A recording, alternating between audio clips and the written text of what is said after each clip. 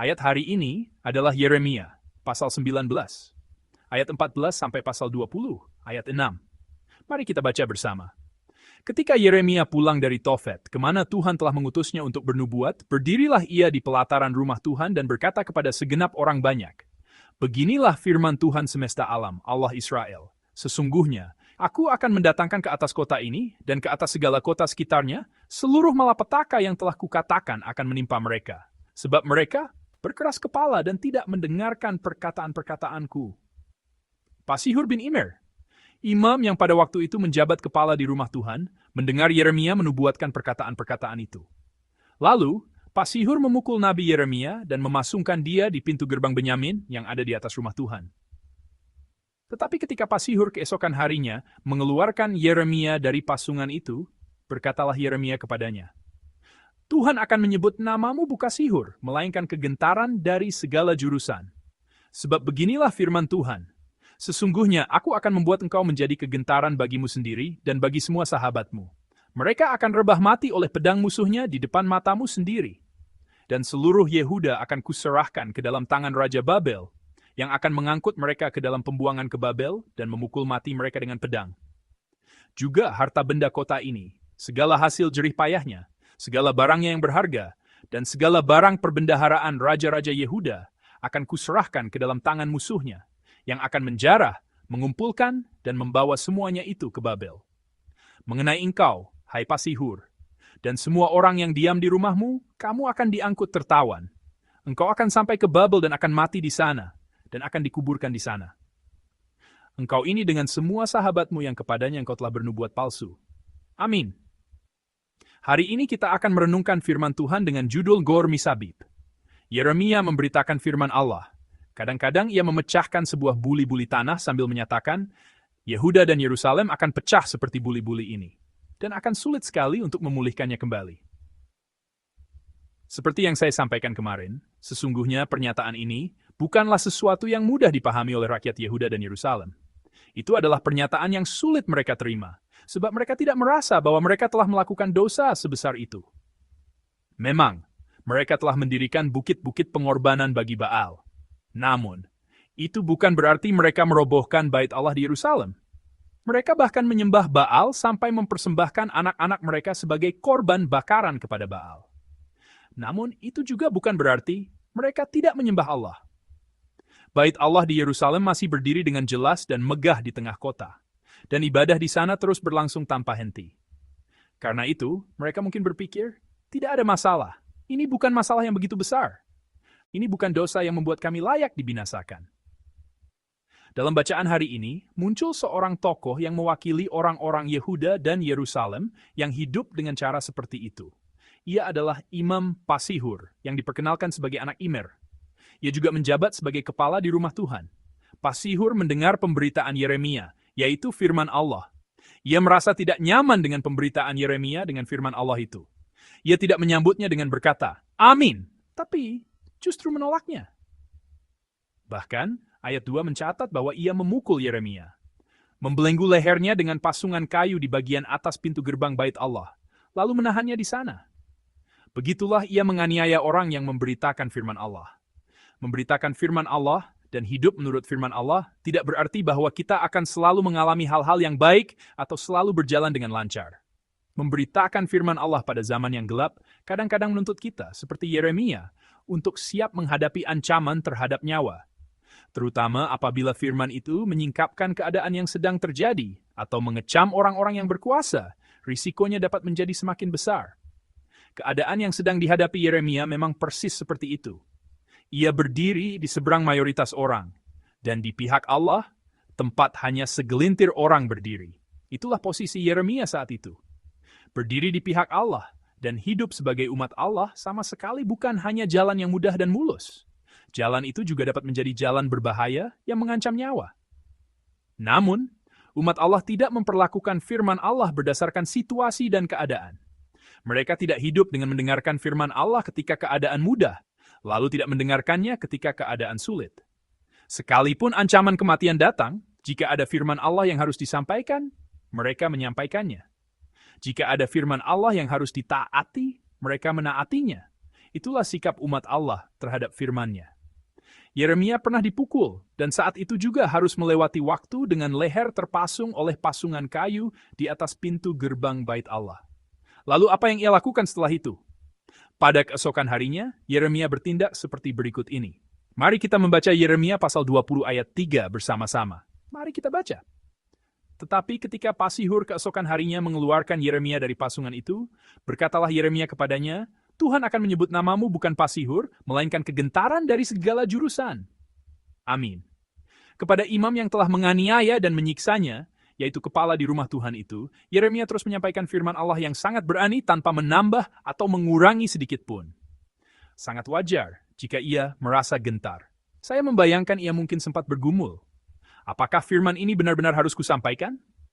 Namun, meskipun firman itu barangkali tidak enak didengar, Yeremia tetap menyampaikan firman Allah tanpa menambah atau mengurangi sedikit pun.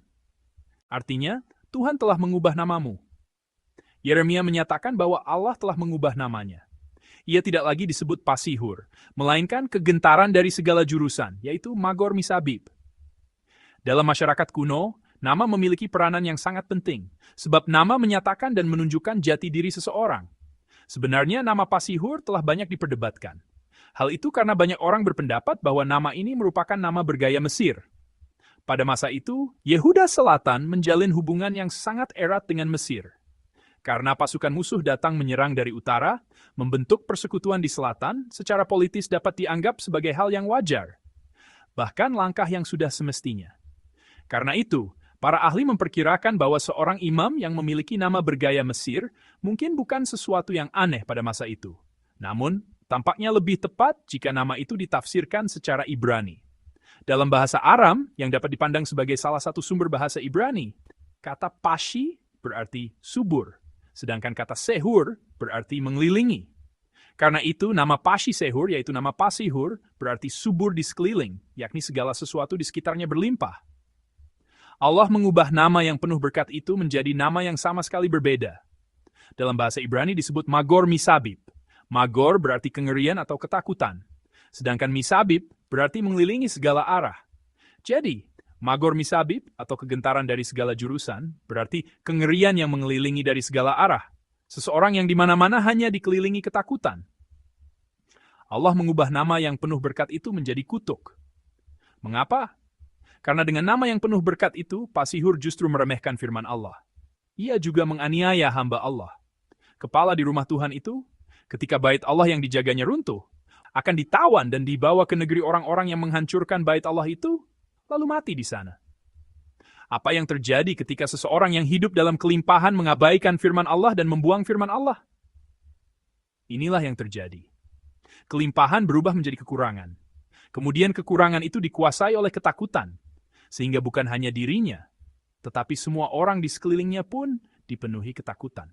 Sekaya apapun seseorang, dan betapapun ia merasa tidak memiliki masalah, semuanya itu tidak dapat dipertahankan oleh kekuatan manusia, dan tidak dapat disimpan lama oleh kekuatan manusia.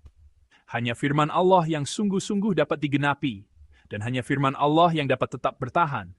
Pelajaran dari bacaan hari ini adalah bahwa sekalipun seseorang menjabat sebagai kepala tertinggi di bait Allah, jika Allah memenuhi dirinya dengan ketakutan, ia tidak membelin selain dikuasai ketakutan itu.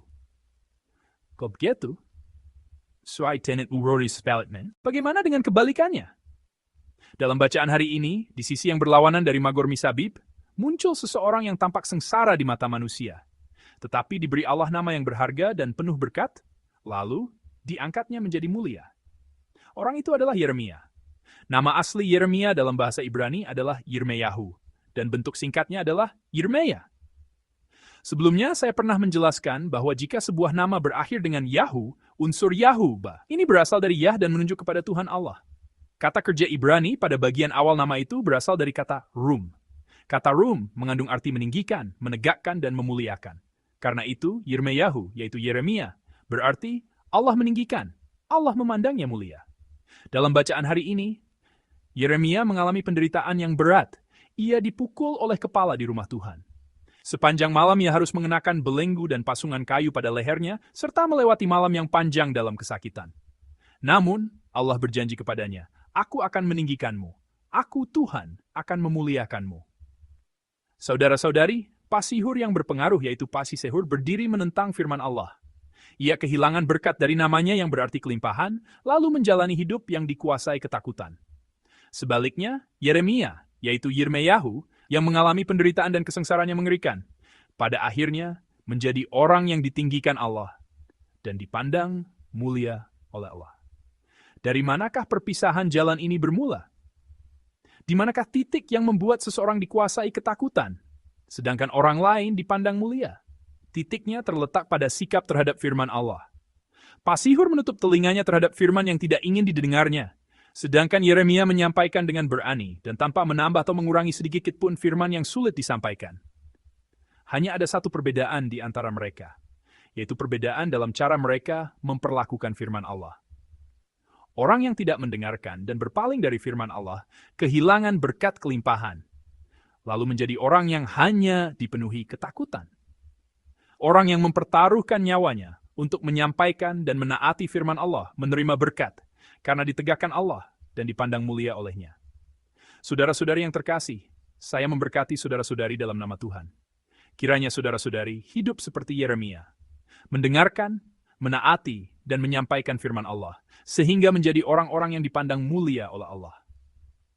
Pada hari ini, Allah akan meninggikan dan memandang kita mulia seperti yang dilakukannya kepada Yeremia. Saya memberkati saudara-saudari dalam nama Tuhan. Kiranya pada hari ini kita semua umatnya menjunjung tinggi firman Allah, dan oleh karena itu dipandang mulia oleh Allah.